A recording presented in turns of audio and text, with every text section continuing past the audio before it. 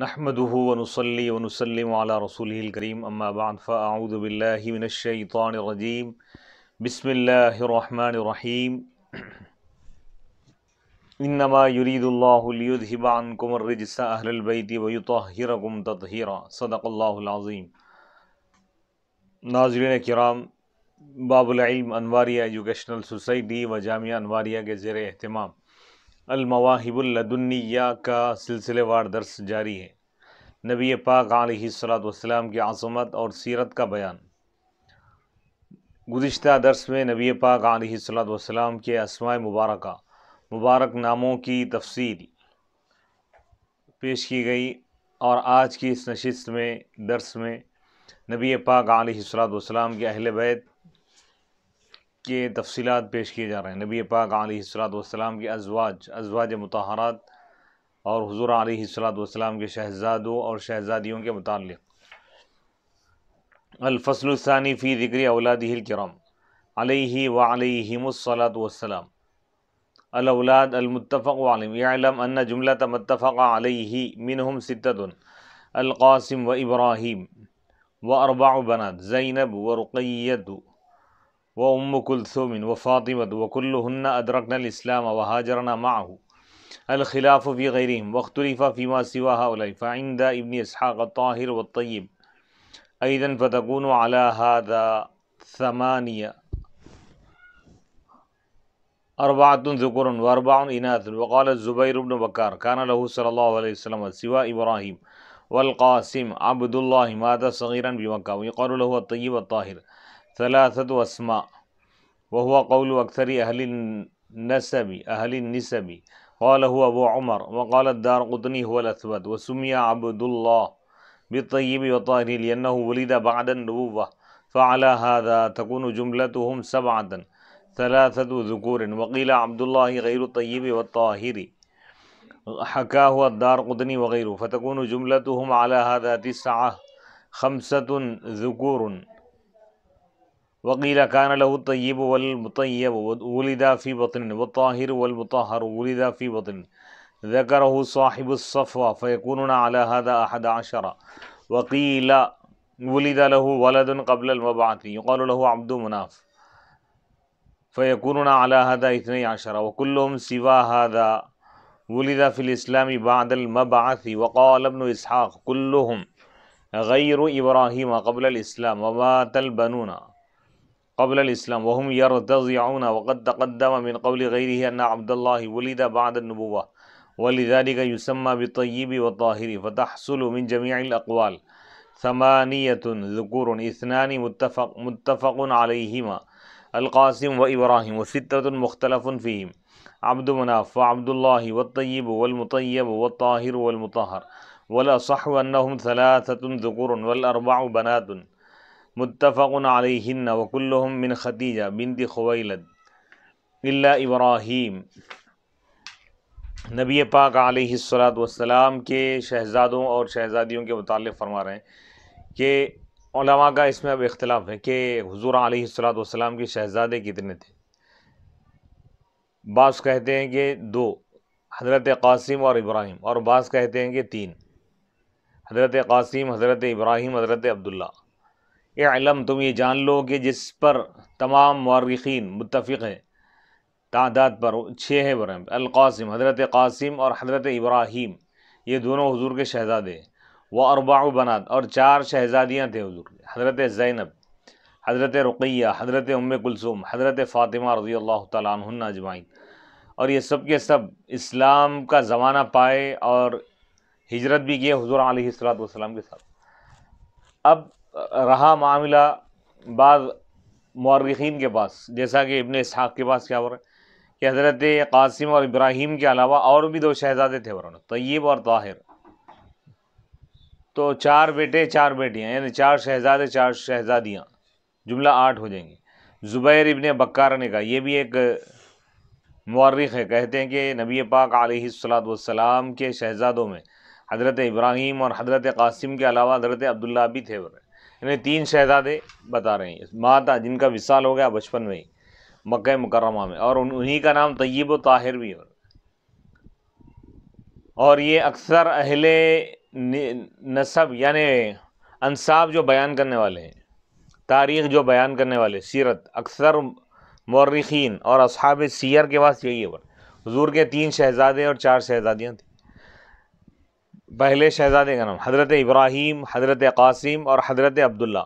حضرت عبداللہ کے ہی 2 القابات تھے، طیب اور طاہر۔ طیب طاہر کوئی اور الگ شہزادے نہیں، انہی کے 2 نام تھے، طیب اور طاہر۔ 3 بیٹے، 3 شہزادے اور 4 شہزادیاں، حضرت زینب، حضرت رقیہ، حضرت ام کلثوم، حضرت فاطمہ رضی اللہ تعالیٰ عنہم اجمعین۔ وقالت دار قطنی بھی کہتے ہیں کہ یہی قول زیادہ معتبر ہے، یعنی 3 شہزادوں کا جو قول ہے۔ حضرت عبداللہ کا نام طیب اور طاہر بھی تھا، طیب کے معنی پاک، طاہر کے معنی بھی پاک، کیونکہ وہ نبوت کے اعلان کے بعد پیدا ہوئے۔ حضور جب نبوت اور رسالت کا اعلان فرمائے تو اس کے بعد یہ پیدا ہوئے، تو اس اعتبار سے حضور کی جملہ اولاد، جملہ شہزادے اور شہزادگان، شہزادیاں اور شہزادوں کی تعداد ملا کر 7 ہوتی، 3 بیٹے اور 4 بیٹیاں۔ وکیل اور کہا گیا عبداللہ، بعض لوگ یہ بھی کہنے لگے کہ عبداللہ بھی ایک شہزادے تھے، طیب اور طاہر بھی، یہ 2 الگ الگ شہزادے تھے، تو اس اعتبار سے 9 ہو جائیں گی تعداد، 5 بیٹے اور 4 بیٹیاں۔ لیکن معتبر قول وہی ہے کہ 3 شہزادے اور 4 شہزادیاں۔ وقیل کان لہو، بعض علماء نے یہ بھی کہا کہ حضور علیہ الصلوۃ والسلام کے 2 شہزادے تھے، طیب اور مطیب، دونوں جڑواں پیدا ہوئے، طاہر اور مطہر، یہ دونوں بھی جڑواں پیدا ہوئے۔ اس کو صاحب صفوہ ابن جوزی نے اس کو ذکر کیا۔ اس اعتبار سے پورے شہزادے شہزادیوں کی تعداد 11 ہوں گی۔ وقیل اور کہا گیا کہ ولد لہ ولد قبل المبعث یقال لہ، حضور کی بعثت سے پہلے بھی حضور کو ایک شہزادہ ہوا جن کا نام عبد مناف تھا، اس اعتبار سے 12 ہو جائیں گے۔ وَكُلُّهُمْ سِوَى هَذَا وُلِدَ فِي الْإِسْلَامِ بَعْدَ له، وقال ابن اسحاق كُلُّهُمْ غَيْرَ إِبْرَاهِيمَ قبل الاسلام وَمَاتَ الْبَنُونَ قبل الاسلام۔ لیکن تمام شہزادے حضور کے اسلام کی آمد سے پہلے ہی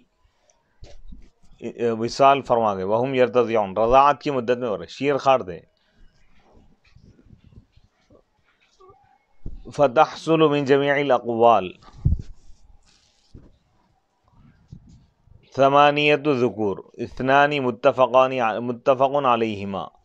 ابھی یہاں پہ مختلف اقوال ہیں، لیکن حضرت فرما رہے ہیں، علامہ احمد بن محمد القسطلانی فرما رہے ہیں کہ صحیح اور معتبر قول ہے کہ 3 شہزادے تھے، حضرت قاسم، حضرت ابراہیم، حضرت عبداللہ، اور 4 شہزادیاں، حضرت زینب، حضرت رقیہ، حضرت ام کلثوم، حضرت فاطمہ رضی اللہ تعالیٰ عنہن اجمعین۔ تو یہ ایک اہم بنیادی معلومات ہے، ہر مسلمان کا یہ تمام چیزوں کو جاننا ضروری ہے کہ ہمارے نبی کا نام کیا ہے، ان کے ازواج کے نام کیا ہیں، ان کی تعداد کتنی ہے، اور حضور کے شہزادے اور شہزادیوں کے نام کیا ہیں، یہ جاننا ہر مسلمان کے لیے ضروری ہے۔ اب بتا رہے ہیں کہ یہ 7 جو آپ کے شہزادے اور شہزادیاں ہیں سب ملا کر، تو ان میں سے 6 کی ولادت، 6 افراد پیدا ہوئے حضرت ختیجہ رضی اللہ تعالیٰ عنہ سے ہو رہا ہے، حضرت ختیجہ بنت خویلد، یعنی حضرت قاسم، حضرت عبداللہ، یہ حضرت ختیجہ کے شہزادے، حضرت زینب، حضرت رقیہ، حضرت ام کلثوم، حضرت فاطمہ، یہ چاروں شہزادیاں حضرت خدیجۃ الکبریٰ رضی اللہ تعالیٰ عنہ سے پیدا ہوئے۔ حضرت ابراہیم یہ حضرت ماریہ قبطیہ سے پیدا ہوئے رضی اللہ عنہ۔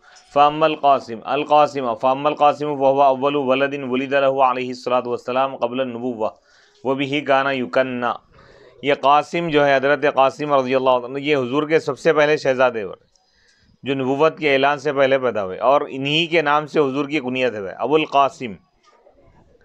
وعاش حتى مشى وقیل عاش سنتين، اب تفصیل بتا رہے ہیں کہ وہ اتنے سال زندہ رہے یہاں تک کہ وہ چلنے پھرنے کے قابل ہو گئے، اور بعض علماء نے کہا کہ وہ 2 سال زندہ رہے۔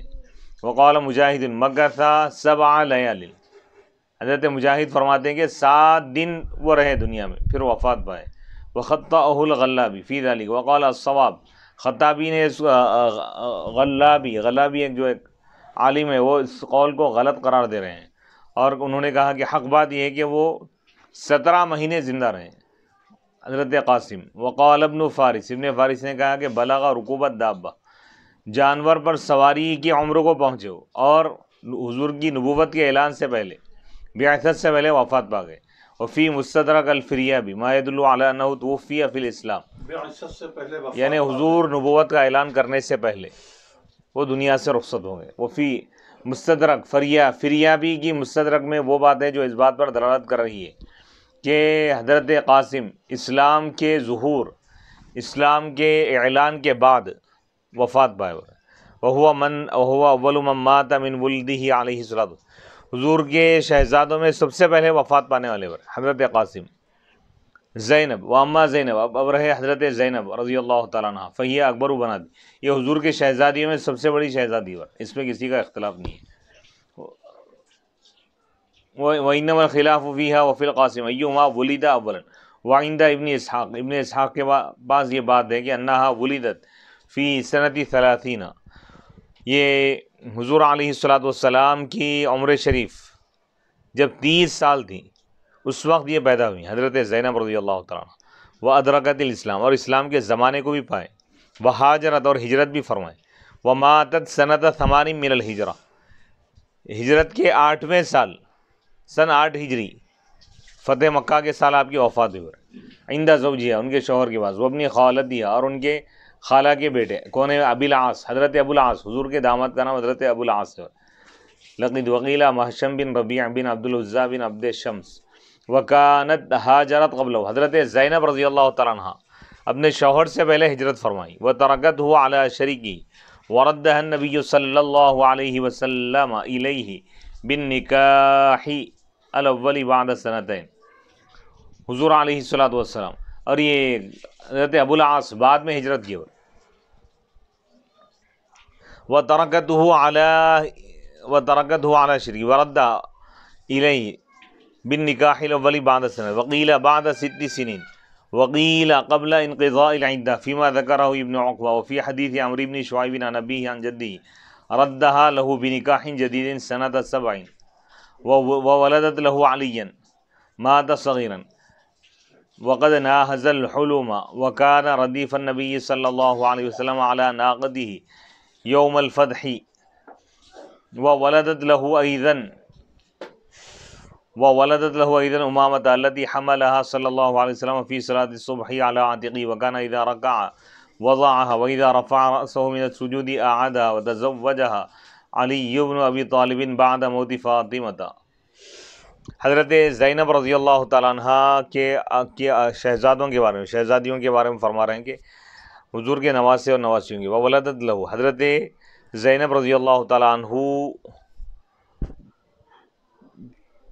سے ایک شہزادے پیدا ہوئے جن کا نام علی تھا، جو بچپن میں ہی وصال فرما گئے، جب وقد ناہز الحلم، جبکہ وہ قریب البلوغ تھے، یعنی بالغ ہونے سے پہلے ہی انتقال کرے، اور وہ نبی پاک علیہ السلام کے پیچھے بیٹھے تھے حضور کی سواری پہ، اعلیٰ ناقتی، حضور کے اونڈے پہ، فتح مکہ کے دن۔ وولدت لہ، حضرت زینب رضی اللہ تعالیٰ عنہ سے حضرت امامہ پیدا ہوئے پر، جو حضور کی نواسی ہے، التی حملہ، جن کو حضور علیہ السلام فجر کی نماز میں اپنے کندھے پر اٹھا کر، گردن پہ رکھ کر آپ نماز ادا فرما دیتے، جب سجدے میں جانا چاہتے آپ ان کو زمین پر بٹھا دیتے، اور جب آپ رکوع کرتے تو ان کو زمین پر رکھ دیتے، اور جب سر اٹھاتے سجدے سے پھر آپ ان کو اپنے کندھے پر آپ بٹھا لیتے، حضور کی شفقت دی۔ وتزوجہ، حضرت امامہ سے حضرت علی بن ابی طالب رضی اللہ تعالیٰ عنہ نے نکاح فرمایا، بعد موت فاطمہ، حضرت فاطمہ الزہرا رضی اللہ تعالیٰ عنہ کے وصال فرمانے کے بعد۔ رقیت، حضرت رقیہ کے بارے میں بتا رہے ہیں، واما رقیت فولدت سنة 33 من مولده صلی اللہ علیہ وسلم، وذكر الزبير بن بكر وغير أنها أكبر بناته صلى الله عليه وسلم، وصححه والجرجاني النساب، والأصح الذي عليه الأكثرون كما تقدم أن زينب أكبرهن، وكانت رقية تحت عتبة بن أبي لهب، وأختها أم كلثوم تحت أخيه عتيبة، فلما نزلت تبت يد أبي لهب قال لهما أبوهما أبو لهب رأسي من رأسكما حرام إن لم تفارقا ابنتي محمد، ففارقاهما ولم يكونا دخلا بهما، فتزوج عثمان بن عفان رقیۃ بمکۃ وہاجر بہما الہجرتین الی ارض الحبشہ وکانت ذات جمال رائع وذکر الدولابی ان تزویجہ بها کان فی الجاہلیہ وذکر غیرہ ما يدل على انہ کان بعد اسلامہ وتوفیت والنبی صلی اللہ علیہ وسلم ببدر وعن ابن عباس لما عزا صلی اللہ علیہ وسلم عزیہ صلی اللہ علیہ وسلم برقیہ قال الحمدللہ دفن البنات من المکرمات اخرجہ الدولابی۔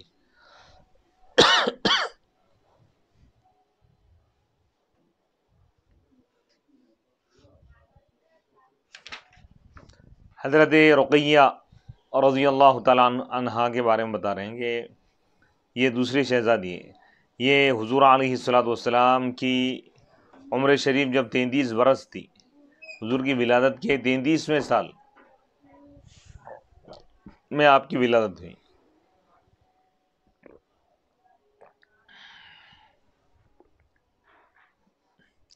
زبیر بن بکار اور دوسروں نے یہ ذکر کیا ہے کہ حضرت رقیہ حضور کے شہزادیوں میں سب سے بڑی شہزادی تھی، اور جرجانی جو صاحب انصاب ہیں، انصاب بیان کرنے والے اس قول کو صحیح قرار دیے، لیکن صحیح قول، صحیح ترین قول وہ ہے جس پر اکثر علماء اور مورخین متفق ہے، وہ یہ ہے کہ حضرت زینب رضی اللہ تعالیٰ عنہ تمام شہزادیوں میں سب سے بڑی شہزادی ہے۔ اچھا، ابھی اسلام حضور نبوت کا بھی اعلان نہیں فرمائے تھے،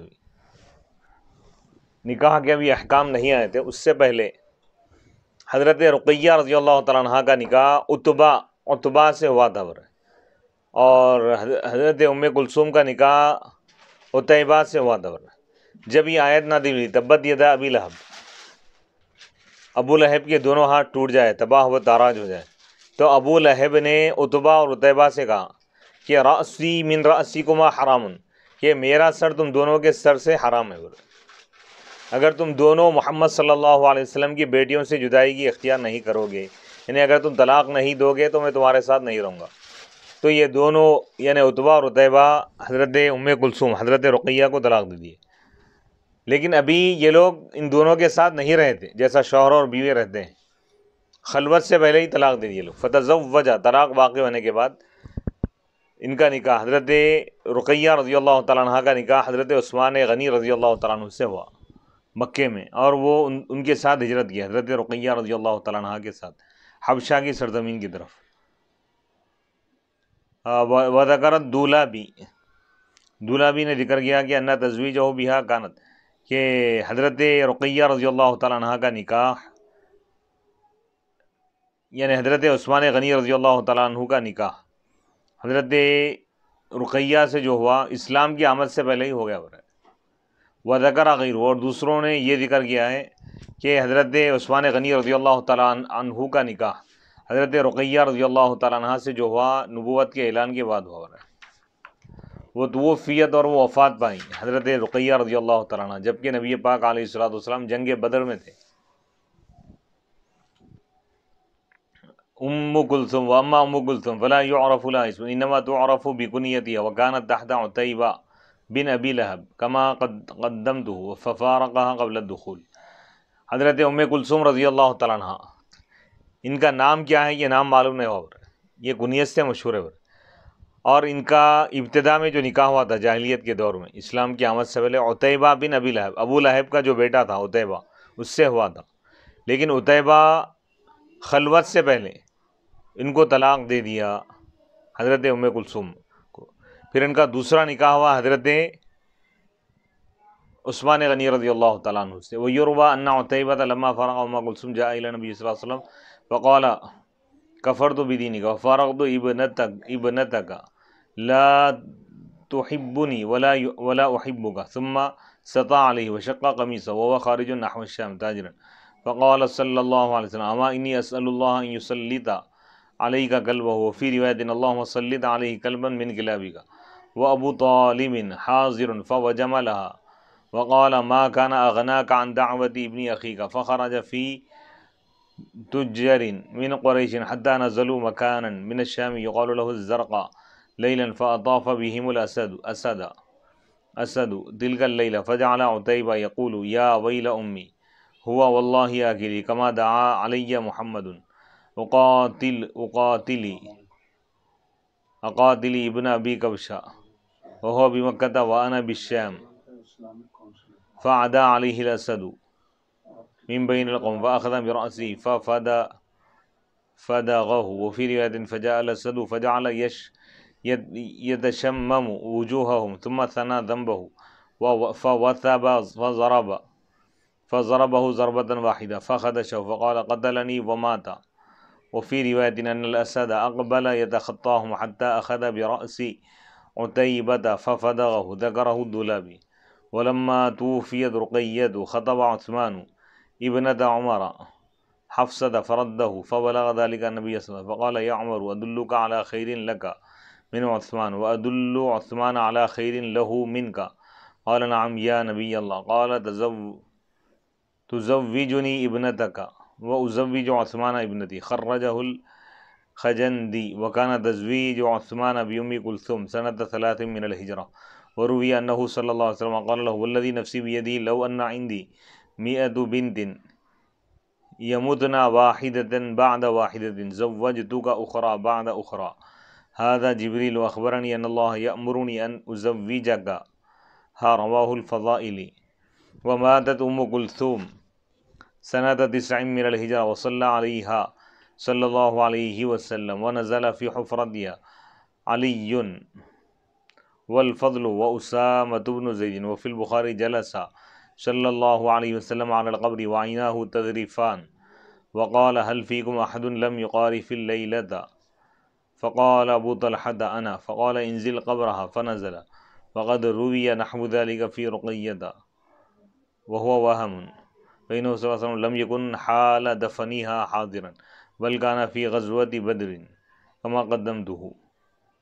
وغسلتها أسماء بنت عميس وصفية بنت عبد المطلب وشهدت أم عطية غسلها. وروت قوله صلى الله عليه وسلم اغسلنها 3 أو 5 أو 7 أو أكثر من ذلك إن رأيتن ذلك بماء وسدر وجعلنا في الآخرة كافرا فإذا فرغتن فآذنني. فلما فرغنا آذناه فألقى إلينا حقوه وقال أشعرناها إياه. قالت ومشطناها 3 قرون وألقيناها خلفها والحقو والإزار وأشعرناها أي جعلناه الشعار الذي يلي جسدها وذلك هو الشعار وما فوقه هو الدثار.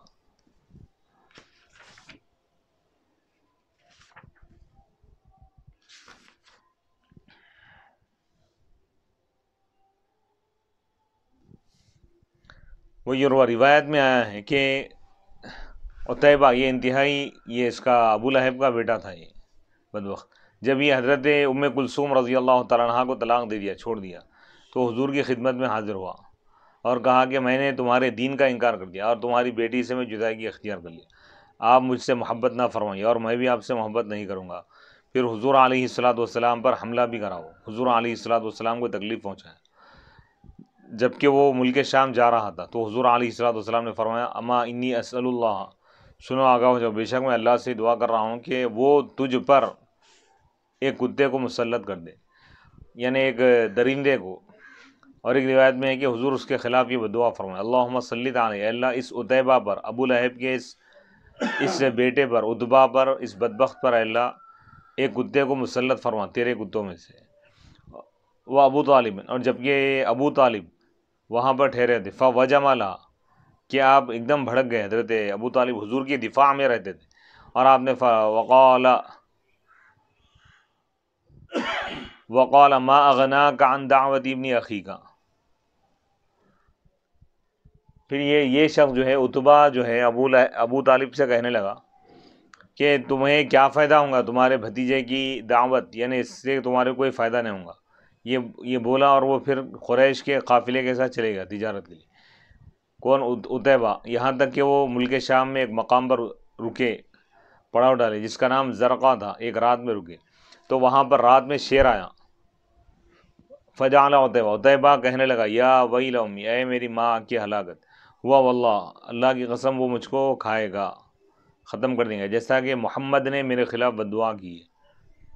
ابن ابی کبشہ مجھ کو قتل کرنے والا ہے۔ ابن ابی کبشہ حضور کا نام ہے، جبکہ وہ مکے میں اور میں ملک شام میں ہوں۔ فعدا علیہ الاسد، تو اس گستاخ عتیبہ پر شیر حملہ آور ہوا پوری قوم کے درمیان۔ کئی لوگ سو رہے ہیں، کسی کو وہ دھکا تک نہیں لگایا، کسی کو نقصان نہیں پہنچایا، لیکن جو حضور کی شان میں گستاخی کیا تھا، جو حضور علیہ السلام کو تکلیف پہنچایا، اس کو پہچان بھی لیا اور اس پر وار کر کے اس کو ختم بھی کر دیا۔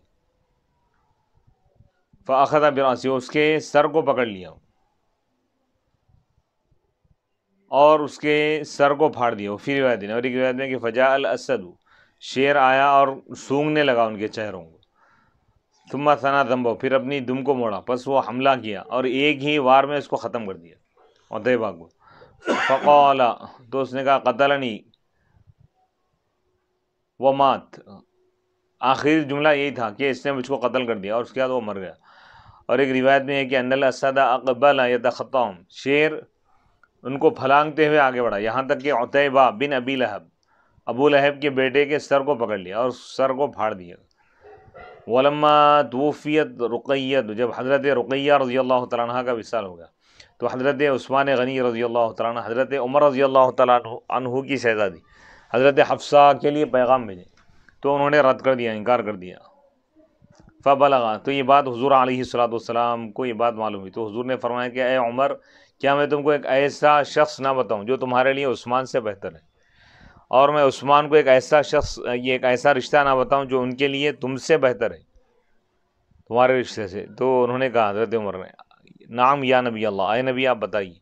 تو آپ نے فرمایا تزوجنی، تم میرا نکاح حضرت حفصہ سے کرا دو، اور میں عثمان کا نکاح حضرت ام کلثوم سے کرا دوں گا۔ وَكَانَ تزویج، حضرت عثمان غنی رضی اللہ تعالیٰ عنہ کا جو نکاح ہوا حضرت ام کلثوم سے سن 3 ہجری میں ہوا۔ وہ روی اور روایت میں یہ آیا ہے کہ حضور پاک علیہ السلام نے حضرت عثمان غنی رضی اللہ تعالیٰ عنہ سے آپ نے یہاں تک فرمایا، قسم ہے اس ذات کی جس کے قبضہ قدرت میں میری جان ہے، اگر میرے پاس 100 بیٹیاں، اگر میری 100 بیٹیاں بھی اگر ہوتی اور یکے بعد دیگرے وہ انتقال کر جاتی، تو اے عثمان، میں ان سب کا نکاح ایک کے بعد ایک، یکے بعد دیگرے میں تم سے کرا دیتا۔ یہ جبرائیل علیہ السلام نے مجھ کو اطلاع دی ہے کہ اللہ تعالیٰ مجھ کو یہ حکم دے رہا ہے کہ میں تمہارا نکاح حضرت ام کلثوم سے کر دوں۔ یعنی اللہ تعالیٰ حضرت عثمان غنی رضی اللہ تعالیٰ عنہ کو اتنا اونچا مقام عطا فرمایا کہ اللہ کے رسول خود تعریف فرما رہے ہیں۔ وماتت ام کلثوم، حضرت ام کلثوم رضی اللہ تعالیٰ عنہ کا وصال بھی سن 9 ہجری میں ہو گیا، یعنی 6 سال آپ کے نکاح میں رہے۔ وصلی علیہ، اللہ کے رسول علیہ السلام ان کی نماز جنازہ پڑھائے، اور ان کی قبر میں اترے حضرت علی مولا کائنات، حضرت فضل اور اسامہ بن زید۔ اور بخاری میں یہ ہے کہ جلسہ، اللہ کے رسول علیہ السلام قبر کے پاس آپ بیٹھ گئے جبکہ آپ کی نگاہیں بہہ رہی تھی، یعنی آنسو رواں دواں تھے۔ پھر آپ نے فرمایا حل فیکم احد، کیا تم میں سے کوئی شخص ایسا ہے آج جو کل رات یعنی مباشرت نہیں کیا؟ تو حضرت ابو طلحہ نے کہا کہ میں ہوں۔ تو حضور نے فرمایا کہ تم ان کی قبر میں اترو، فنزل، بس وہ قبر میں اترے۔ وقد روی نحو ذلک، اس جیسا ہی مروی اور حضرت رقیہ رضی اللہ تعالیٰ عنہ کی تدفین کے بارے میں بولے۔ وغسلتھا، اور ان کو غسل دیے کون؟ حضرت اسماء بنت عمیس اور صفیہ بنت عبد المطلب، یعنی حضور کے پھوپھی۔ وہ شہیدت، حضرت ام عطیہ ان کے غسل میں حاضر تھی۔ وروت، اور انہوں نے یہ روایت کیا حضور علیہ السلام کا ارشاد، حضور فرمائے کہ ان کو 3 مرتبہ غسل دو، یا 5 مرتبہ یا 7 مرتبہ یا اس سے زیادہ اگر تم مناسب سمجھو۔ پانی اور بیری کے درخت کے پتے پانی میں ڈال کے گرم کرو اور وہ پانی استعمال کرو۔ وجعلنا، اور آخر میں تم کافر استعمال کرو، بس جب تم اس سے فارغ ہو جاؤ تو مجھ کو اطلاع دو۔ غسل مکمل ہو، بس جب ہم غسل سے فارغ ہو گئے تو ہم نے حضور کو اطلاع دی، تو حضور علیہ السلام اپنا تہبند عطا فرمائے اور فرمائیں کہ یہ تہبند ان کے کفن میں استعمال کرو، یعنی ان کو یہ پہنا دو۔ اور آپ نے وقال دوراویہ کہتی ہے کہ وہ مشتنا، اور ہم کو کنگھی بھی دی، یعنی کنگھی کی ان کے 3 بالوں کے 3 حصے کی، وہ القینا، اور ہم اس کو ان کے پیچھے ڈال دی، یعنی حضور علیہ السلام اپنی چادر مبارک عطا فرمائے۔ فاطمۃ الزہرا، حضرت فاطمہ رضی اللہ تعالیٰ عنہ کے متعلق فرما رہے ہیں، وَأَمَّا فاطمۃ الزہرا البتول فولدت سنۃ 41، من مولد النبی صلی اللہ علیہ وسلم قالہ ابو عمر وهو مغایر لما رواه ابن اسحاق ان اولاده صلی اللہ علیہ وسلم كلهم ولدوا قبل النبوة الا ابراہیم. وقال ابن الجوزی ولدت قبل النبوة بخمس سنين ایام بناء البیت. وروی مرفوعا انما سمیت فاطمة لأن الله قد فطمها وذريتها عن النار يوم القيامة. أخرجه الحافظ الدمشقي وروى الغساني والخطيب مرفوعا لأن الله فطمها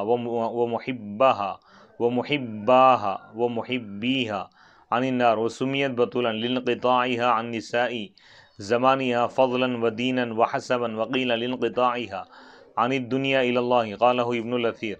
وتزوجت بعلي بن أبي طالب في السنة الثانية وقيل بعد أحد وقيل بعد بنائه عليه السلام بعائشة بأربعة أشهر ونصف وبنى بها بعد تزويجها بسبعة أشهر ونصف وقيل في صفر في السنة الثانية وبنى بها في ذي الحجة على رأس 22 شهرا وكان تزويجها بأمر الله ووحيه. وتزوجت ولها 15 سنة و5 أشهر ونصف ولعلي 21 سنة و5 أشهر وقيل غير ذلك. وتقدم مزيد لذلك في المغازي والسير من المقصد الأول.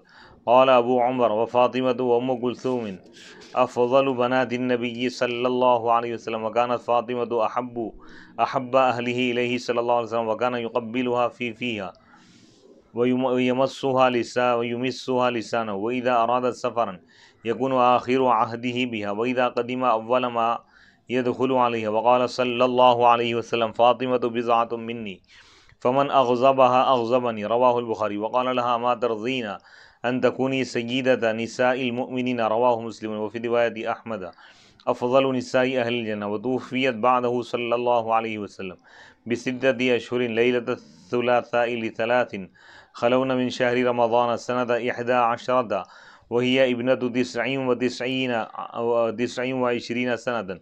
قاله المديني.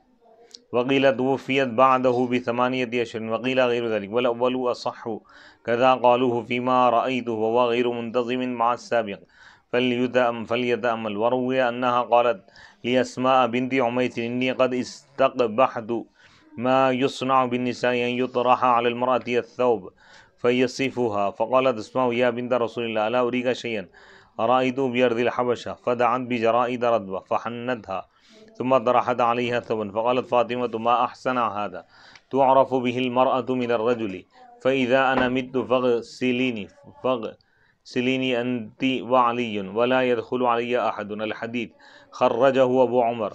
وفي حديث أم رافع سلمى أنها لما اشتكت اغتسلت ولبست ثيابا جددا واضطجعت في وسط البيت ووضعت يدها اليمنى تحت خدها ثم استقبلت القبلة وقالت إني مقبوضة الآن فلا يكشفني أحد ولا يغسلني.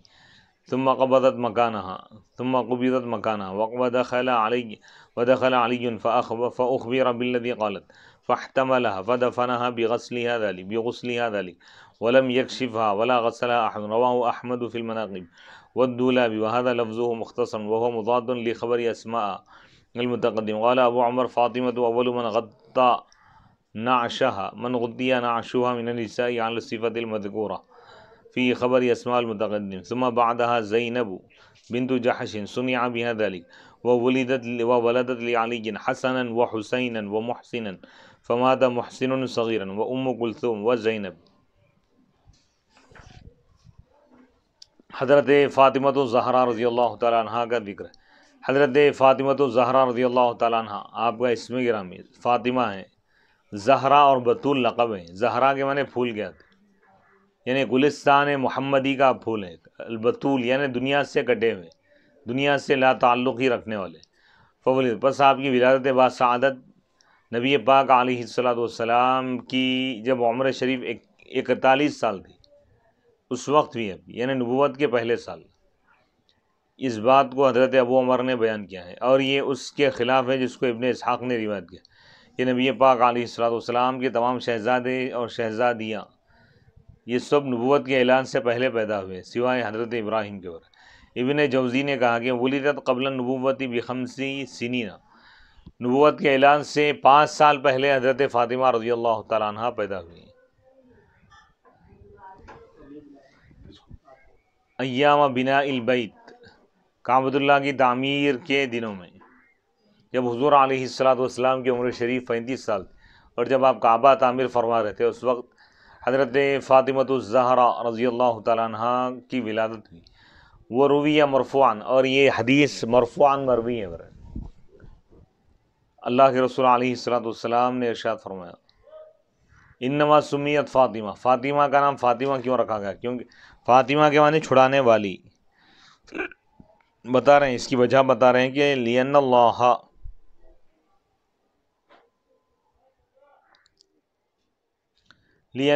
قَدْ فَطَمَهَا وَذُرِّيَّتَهَا، کیونکہ اللہ تعالیٰ ان کو اور ان کی اولاد جہنم سے اللہ تعالیٰ آزاد فرما دیا، جہنم سے اللہ تعالیٰ بری کر دیا، جہنم سے محفوظ کر دیا قیامت کے دن۔ اخرجہ الحافظ، اس حدیث کو حافظ دمشقی نے روایت کیا ہے۔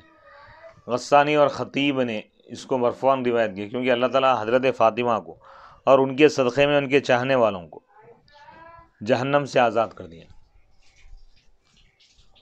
وسمیت بطولاً، آپ کا نام بطول بھی ہے۔ بطول کے معنی کٹنے کے آتے ہیں، یعنی دنیا سے کٹے ہوئے، کیونکہ آپ اپنے زمانے کی عورتوں سے بالکل الگ تھے، فضیلت میں سب سے جدا تھے، دین کے اعتبار سے، حسب و نسب کے اعتبار سے، عبادت کے اعتبار سے، تقوی کے اعتبار سے، زہد کے اعتبار سے، علم کے اعتبار سے، عمل کے اعتبار سے، اخلاق کے اعتبار سے، کردار کے اعتبار سے۔ وقیل لانقطاعها، بطول اس لیے آپ کا نام رکھا گیا کیونکہ آپ دنیا سے کٹ کر اللہ کی طرف متوجہ ہو گئے، اللہ کی عبادت کی طرف۔ ابن اثیر نے یہ قول بیان کیا۔ وتزوجت بعلی ابن ابی طالب، حضرت فاطمۃ الزہرا رضی اللہ تعالیٰ عنہ کا نکاح مولا کائنات حضرت سیدنا علی ابن ابی طالب کرم اللہ وجہہ الکریم ورضی اللہ تعالیٰ عنہ سے ہوا فی السنۃ الثانیہ، یعنی ہجرت کے دوسرے سال۔ وقیل، اور کہا گیا کہ جنگ احد کے بعد آپ کا نکاح ہوا۔ وقیل، اور کہا گیا کہ نبی پاک علیہ الصلوۃ والسلام جب حضرت عائشہ ام المؤمنین حضرت عائشہ رضی اللہ تعالیٰ عنہ سے بنا فرمائے، آپ کی جب رخصتی ہوئی، حضرت عائشہ رضی اللہ تعالیٰ عنہ کی، حضرت عائشہ رضی اللہ تعالیٰ عنہ کی رخصتی کے 4 مہینے 4.5 مہینے کے بعد حضرت فاطمۃ الزہرا رضی اللہ تعالیٰ عنہ کا نکاح ہوا۔ وہ بنا بھی، حضرت علی نے ان کے ساتھ بنا کی، یعنی رہے بعد تزویج، نکاح کے 7.5 مہینے کے بعد حضرت فاطمہ رضی اللہ تعالیٰ عنہ کی رخصتی ہوئی۔ وقیل، اور کہا گیا کہ سفر کے مہینے میں رخصتی ہوئی، سن 2 ہجری، اور رخصتی ہوئی، سفر میں نکاح ہوا اور رخصتی ہوئی ذی الحج کے مہینے میں۔ وَكَانَ تَزْوِيجُهَا بِأَمْرِ، اور حضرت فاطمۃ الزہرا رضی اللہ تعالیٰ عنہ کا جو نکاح کیا گیا اللہ کے حکم سے اور اللہ کی طرف سے حکم ہونے کی وجہ سے۔ طبرانی کی روایت میں ہو رہا ہے، حضور پاک علیہ الصلوۃ والسلام نے ارشاد فرمایا کہ ان اللہ امرنی، بے شک اللہ نے مجھ کو حکم فرمایا ہے کہ میں حضرت فاطمہ کا نکاح کر دوں علی سے۔ وتزوجت، اور ان کا نکاح ہوا، ولہا 15، جبکہ آپ کی عمر شریف 15 سال تھی، حضرت فاطمہ رضی اللہ تعالیٰ عنہ کی 15 سال 5 ماہ اور 15 دن، اور مولا کائنات سیدنا علی ابن ابی طالب کرم اللہ وجہہ الکریم کی عمر شریف 21 سال 5 مہینے تھے۔ اور بعض لوگوں نے اس کے علاوہ دوسرا قول بیان کیا ہے۔ قال ابو عمر، حضرت ابو عمر فرماتے ہیں کہ حضرت فاطمۃ الزہرا حضرت ام کلثوم نبی پاک علیہ الصلوۃ والسلام کی شہزادیوں میں سب سے اعلیٰ اور افضل ہے، اور حضرت فاطمہ رضی اللہ تعالیٰ عنہ حضور کے تمام اہل بیت میں گھر کے لوگوں میں سب سے زیادہ حضور کے پاس چہیتے تھے اور محبوب تھے، اور حضور علیہ الصلوۃ والسلام ان کے ہاتھ کو چوما کرتے تھے، حضور علیہ ان سے محبت فرماتے تھے۔ وَإِذَا أَرَادَ سَفَرًا، اور حضور جب کسی سفر کا ارادہ کرتے تو حضور سب سے اخیر میں حضرت فاطمہ رضی اللہ تعالیٰ عنہ سے ملاقات کرتے، تمام لوگوں سے ملاقات کرتے، اخیر میں بالکل اب سفر کے لیے نکلنا ہے تو سب سے اخیر میں حضرت فاطمہ رضی اللہ تعالیٰ عنہ سے ہم ملاقات فرماتے، اور جب سفر سے واپس آتے تو سب سے پہلے حضرت فاطمہ رضی اللہ تعالیٰ عنہ کے پاس تشریف لے جاتے، ان سے ملاقات کرتے۔ وقال، اور آپ علیہ الصلوۃ والسلام نے فرمایا فاطمہ بضعۃ منی، حضرت فاطمہ میرے جگر کا ٹکڑا ہے، فرمایا، یعنی حضور علیہ الصلوۃ والسلام سے آپ کا انتہائی اتنا قریبی تعلق اور محبت کا ایسا معاملہ تھا کہ حضور فرما رہے ہیں کہ فاطمہ تو بضعۃ منی، فاطمہ میرے جسم کا ٹکڑا ہے حضور، یعنی مجھ سے الگ نہیں ہے، فاطمہ اور میں ایک ہی ہوں، جو فاطمہ کو خوش کرے گا گویا کہ وہ مجھ کو خوش کیا، جو فاطمہ کو تکلیف پہنچایا وہ مجھ کو تکلیف پہنچایا۔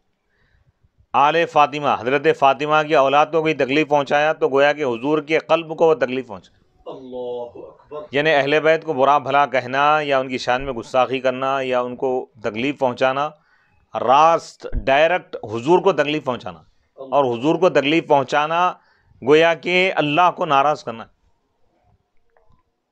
حضور فرما رہے ہیں کہ یہ حدیث ہے، شریعت بن گئی ہے۔ حضور کا جو ارشاد ہے، یعنی صرف بیٹی ہونے کی حیثیت سے نہیں فرما رہے ہیں، کوئی یہ نہ سمجھے کہ ہر شخص اپنی بیٹی سے محبت کرتا ہے، لیکن حضور جب حضرت فاطمہ سے جب محبت فرمائے تو یہ شریعت بن گئی ہے، اللہ اکبر۔ کیونکہ حضور کا کوئی بھی کام، کوئی بھی عمل، کوئی بھی قول شریعت سے ہٹ کے نہیں ہے، وہ شریعت ہے، عین شریعت ہے۔ سبحان اللہ۔ فاطمہ تو بضعۃ منی، حضور فرما رہے ہیں کہ فاطمہ میرے جسم کا، میرے وجود کا حصہ ہے، فرما، سبحان اللہ، سبحان یعنی اتنی قریبی نسبت، فمن اغضبها، ایسی نسبت کائنات میں کسی کو نہیں ملی۔ حضور فرماتے ہیں کہ جو فاطمہ کو ناراض کیا، تکلیف پہنچایا، اس نے مجھ کو تکلیف پہنچائی۔ تو یعنی دشمنان اہل بیت کے لیے یہ سخت ترین وارننگ ہے، حضور کی طرف سے ایک جنگ کا اعلان ہے، کیونکہ اہل بیت کا مقام، مرتبہ کیا ہے، اس حدیث میں حضور واضح فرما دی۔ فاطمہ تو بضعۃ منی، یعنی فاطمہ میرے جگر کا ٹکڑا ہے، فرما۔ فمن اغضبها، جس نے فاطمہ کو ناراض کیا، اغضبنی، اس نے مجھ کو ناراض کیا۔ رواہ البخاری، اس حدیث کو امام بخاری رحمۃ اللہ علیہ روایت کر، صحیح ترین قول ہے حدیث۔ وقال، اور آپ نے ان سے فرمایا، حضرت فاطمہ سے آپ نے فرمایا، اما ترضینا، اے فاطمہ کیا تم راضی نہیں ہو اس بات سے کہ تم تمام جنتی عورتوں کے سردار ہوں گے؟ مقام کتنا بلند ہے دیکھیں، یعنی تمام اہل بیت جنت کے سردار ہے۔ حضرت فاطمہ رضی اللہ تعالیٰ عنہ کے لیے آپ فرما رہے ہیں کہ تمام جنتی عورتوں کے آپ سردار ہوں گے۔ حضرت امام حسن، امام حسین کے لیے آپ نے فرمایا جنتی نوجوانوں کے آپ سردار ہوں گے۔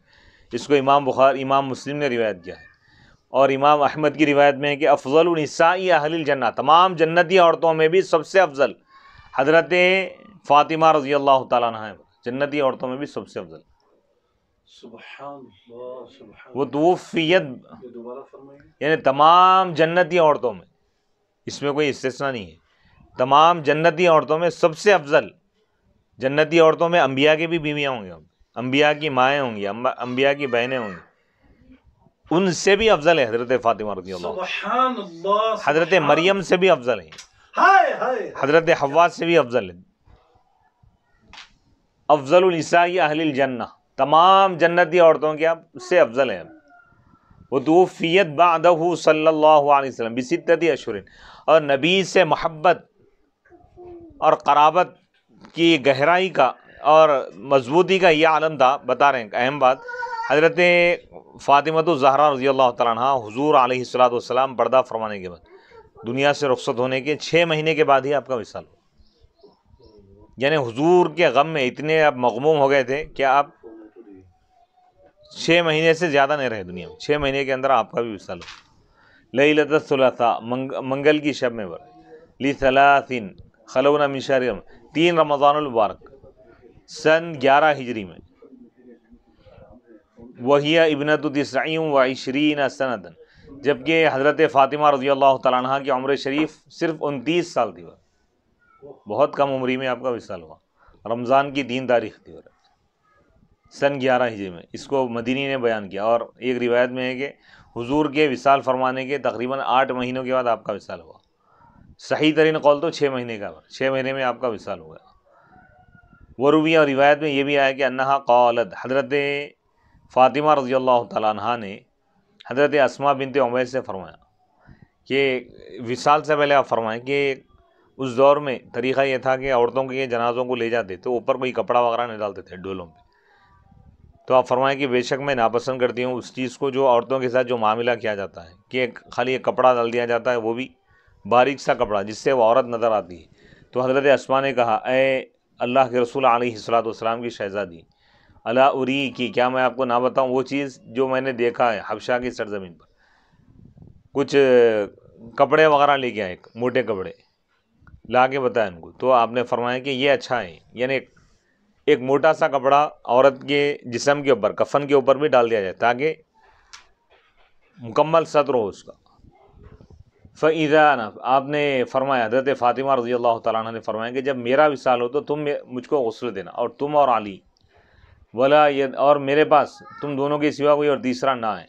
وہ فی حدیث، حضرت ام رافعہ رضی اللہ تعالیٰ عنہ کی حدیث میں کہ جب آپ بیمار ہو گئی تھی حضرت فاطمہ رضی اللہ تعالیٰ عنہ، اغتسلت، تو آپ خود غسل فرمائیں اور نئے کپڑے پہن لیے اور گھر کے درمیان میں آ کے لیٹ گئے. وہ وضعت یدہا الیمنی، سیدھا ہاتھ اپنے رخسار کے نیچے رکھ کے آپ سو گئے. ثم پھر قبلے کی طرف رخ کر لیے، قبلے کی طرف رخ کر کے جس طرح کسی شخص کا انتقال ہونے کے بعد جیسا کیا جاتا ہے معاملہ، پہلے ہی آپ تیار ہو گئے. وقالت، اور آپ نے فرمایا کہ اب میرا انتقال ہونے والا ہے، یعنی وصال کی بھی آپ کو اطلاع مل گئی تھی. فلا یکشفنی احد ولا یغسلنی، اب کوئی مجھے غسل نہ دے. ثم قبضت، پھر اسی وقت اسی مقام پر آپ کا وصال ہو گیا. ودخل علی، پھر حضرت علی رضی اللہ تعالیٰ عنہ گھر میں داخل ہوئے. آپ کو اس بات کی اطلاع دی گئی کہ حضرت فاطمہ نے یہ ارشاد فرمایا، تو آپ فاحتملا، آپ ان کے جنازے مبارکہ کو اٹھا لی. فدفنا، اور ان کی تدفین فرمائے. بغسلها ذلك، ان کے اسی غسل سے بر. ولم یکشفها ولا غسلها احد، کوئی آپ کو غسل نہیں دی. اس کو امام احمد نے مناقب میں بیان کیا ہے. ہو سکتا ہے کہ حضرت فاطمہ رضی اللہ تعالیٰ عنہ کی خصوصیت ہے. قال ابو عمر نے کہا کہ فاطمہ تو اول من غطی نعشها، کہ فاطمہ سب سے پہلی وہ خاتون ہے اسلامی خاتون کے جن کے نعش، یعنی جن کے جنازے مبارکہ کے اوپر پردہ ڈال دیا گیا تھا. پہلے عورتوں کا جنازہ لے جاتے تو اوپر کوئی کپڑا وغیرہ نہیں اڑا دیتے، خالی وہی کفن جو پہنا دی بس ختم. لیکن حضرت فاطمہ رضی اللہ تعالیٰ عنہ کے دور سے شروع ہوا کہ خاتون کا اگر جنازہ لے جا رہا ہے تو ڈولے کے اوپر ایک کپڑا ڈال کے لے گیا. ثم بعد، ان کے بعد زینب بنت جحش کے ساتھ بھی ایسا ہی ہوا. حضرت بنت جحش رضی اللہ تعالیٰ عنہ کے زوجہ ہے. وہ ولدت لعلی، حضرت فاطمہ الزہرا رضی اللہ تعالیٰ عنہ کی اولاد. شہزادے کون ہیں؟ حضرت امام حسن، امام حسین، حضرت محسن، تین شہزادے تھے. اب حضرت محسن کا وصال بچپن میں ہی ہو گیا. حسن، حسین اور محسن، اور دو شہزادیاں تھے. اب جملہ 5 میں حضرت ام کلثوم، حضرت زینب. حضرت زینب تو کربلا میں بھی امام حسین کے ساتھ تھے. ذریت فاطمہ الزہرا، یہ تمام کے تمام اہل بیت میں شامل ہے، جنتی ہیں لوگ. ذریت فاطمہ الزہرا ولم یکن لرسول اللہ صلی اللہ علیہ وسلم عقیب الا من ابنته فاطمہ رضی اللہ عنہا فانتشر نسلہ الشریف منها من جہت السبطین الحسن والحسین فقط، ویقال للمنسوب لاولہما حسنی ولثانیہما حسینی. حضرت فاطمہ الزہرا رضی اللہ تعالیٰ عنہ، ایک حدیث پاک یہ ہے کہ اللہ تعالیٰ اولاد فاطمہ کے لیے جہنم کو حرام کر دیا. یعنی آپ کی اولاد میں جو ہے کوئی جہنم میں داخل نہیں ہوگا، بشرطے کہ وہ ان کی تعلیمات پر قائم رہے، ایمان پر قائم رہے. ولم یکن لرسول اللہ، اللہ کے رسول علیہ الصلوۃ والسلام کی کوئی اولاد نہیں تھی، یعنی کوئی باقی نہیں رہے، الا من ابنتی، سوائے آپ کی شہزادی حضرت فاطمہ رضی اللہ تعالیٰ عنہ کی اولاد کے ورثہ. یعنی آپ کے نرینہ جو اولاد تھے نا، بیٹے، بچپن میں ہی وصال فرما گئے. اس میں اللہ کی حکمت تھی، کیونکہ اگر بیٹے نہیں ہوں گے تو بھی لوگ تانا دیں گے، خالی بیٹیاں ہیں بیٹے نہیں ہوئے. ان کو بیٹے ہوں گے لیکن بڑے اگر ہو جائیں گے، بالغ اگر ہو جائیں گے، نبی نہیں بنیں گے تو یہودی بنی اسرائیل کے لوگ تانا دیں گے کہ حضرت ابراہیم علیہ السلام کے بیٹے حضرت اسحاق، وہ بھی نبی تھے، اسحاق کے بیٹے یعقوب نبی، یعقوب کے بیٹے یوسف علیہ السلام نبی. نبی کے بیٹے نبی ہوتے تھے، تمہارے نبی اگر افضل ہے تو ان کے بیٹے نبی کیوں نہیں بنے؟ اور اللہ یہ فیصلہ کر چکا تھا کہ حضور کے بعد کوئی نبی کو نہیں بھیجے گا. سبحان اللہ. تو اللہ بیٹے تو عطا فرمایا تاکہ کوئی تانا نہ دے کہ ان کو بیٹے نہیں تھے، اور ان کو بالغ ہونے سے پہلے اللہ اٹھا لیا تاکہ کوئی یہ تانا نہ دے کہ ان کے بیٹے نبی نہیں بنے، کیونکہ نبی کی اولاد اگر باقی رہیں گی تو ان کا نبی بننا ضروری تھا. سبحان. اسی لیے قرآن مجید میں اللہ فرما رہا ہے کہ ما کان محمد ابا احد من رجالکم، محمد صلی اللہ علیہ وسلم تم مردوں میں سے کسی کے باپ نہیں ہو. مرد رجل کب کہتے ہیں؟ جبکہ آدمی بالغ ہو، چھوٹے بچے کو رجل نہیں بولتے. تو یہ بھی اللہ کی حکمت تھی. تو حضور کا جو فیضان، دیگر انبیاء کا فیضان ان کی اولاد کے ذریعے دنیا میں عام ہوا، لیکن حضور کا جو فیضان ہے، حضور کا جو مشن ہے، حضور علیہ الصلاۃ والسلام کی جو تعلیمات ہیں، اس کو پھیلانے کے لیے، عام کرنے کے لیے اللہ تعالیٰ حضرت امام حسن، امام حسین، حضور کے نواسوں کو اللہ تعالیٰ بیٹوں کا مقام عطا فرمائے. یعنی حضور کی جو نسل ہے، اولاد ہے، یہ سلسلہ حضرت فاطمۃ الزہرا سے چل پڑا ہے. سبحان اللہ سبحان اللہ. اور اس میں علماء یہ بھی فرماتے ہیں، مورخین، جاہلیت میں لوگ کیا ہے، بیٹیوں کو بار سمجھتے تھے، آر سمجھتے تھے. تو حضور کی سیرت کے ذریعے پیغام دیا گیا کہ ایک طرف تو حضور کی اتنی بڑی تحریک، اسلام کو پوری دنیا میں پھیلانا ہے، اور آپ کے 3 شہزادے ہوئے، تینوں کو بھی اللہ تعالیٰ بچپن میں ہی اللہ تعالیٰ ان کو وصال عطا فرمائے. بار اور آر کا مطلب یعنی اپنے لیے ایک بوجھ سمجھتے تھے، اور سماج میں بیٹی کو یعنی منحوس اور نامبارک سمجھا جاتا تھا. کسی کو اگر بیٹی ہوتی تو پورے لوگ اس سے نفرت کرتے. تو حضور اس ماحول کو ختم فرمائے اور فرمائیں کہ بیٹی رحمت ہے. بیٹی بچاؤ کا نعرہ آج سے 1400 سال پہلے حضور ہی لگا دیا اس کا نعرہ، اور عمل کر کے بتا. سبحان اللہ. تو تینوں شہزادوں کو اللہ کی بارگاہ میں آپ قربان کر دی، پیش کر دی. اللہ تعالیٰ قربانی چاہ رہا تھا، کیا آپ کے خاندان سے قربانی پیش کرو. ایک طرف تو 3 بیٹے ہیں اور دوسری طرف 4 بیٹیاں ہیں، تو حضور بیٹیوں کو باقی رکھے اور بیٹوں کو اللہ کی راہ میں پیش کر دی. تو بتا دیے کہ بیٹے اور بیٹیوں کو قربان کرنے کی اگر بات آئے تو بیٹیوں کو بچاؤ، بیٹوں کو اللہ کے حوالے کر دو. سبحان اللہ. بیٹیوں کی زندگی کو آپ نے ترجیح دیا، یہ پیغام دیا. اوہ. احترام کر کے بتایا کہ بیٹی کا مقام کیا ہوتا ہے. فاطمۃ الزہرا رضی اللہ تعالیٰ عنہ حضور کی محفل میں آتے تو حضور اپنے مقام سے اٹھ جاتے. ساری کائنات حضور کے لیے اٹھ رہی ہے، حضور کا استقبال کر رہی ہے، لیکن حضرت فاطمہ وہ ہے کہ جن کے لیے امام الانبیاء اٹھ رہے ہیں. مقام کا اندازہ لگائیے. سبحان اللہ. پھر اٹھتے ہی نہیں تھے، بلکہ اپنی جگہ سے اٹھ کر ان کی طرف آپ تشریف لے جاتے. پھر حضرت فاطمہ کو ان کا ہاتھ پکڑ کے آپ ساتھ لے کے آتے، اپنی جگہ پہ بٹھا رہے ہیں. اللہ اکبر. اللہ اکبر اللہ اکبر. تو حضور علیہ الصلاۃ والسلام کا فیضان حضرت فاطمۃ الزہرا رضی اللہ تعالیٰ عنہا کی آل سے جاری ہے.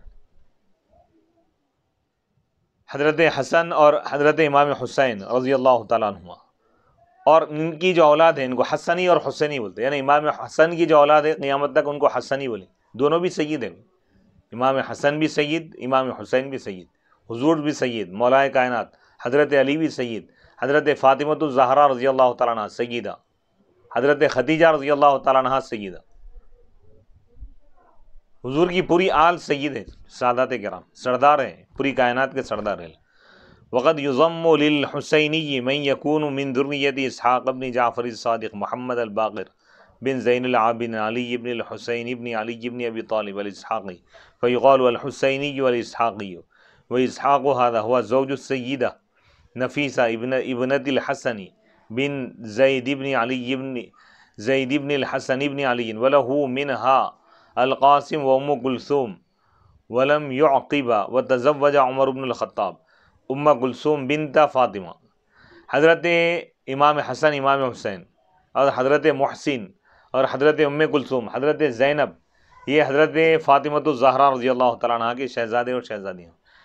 حضرت ام کلثوم سے، حضرت ام کلثوم بنت فاطمہ رضی اللہ تعالیٰ عنہ سے نکاح فرمایا حضرت عمر بن خطاب، خلیفہ دوم، حضرت علی کے داماد ہیں، جی. مولا کائنات. یعنی رشتہ داریاں دیکھیے.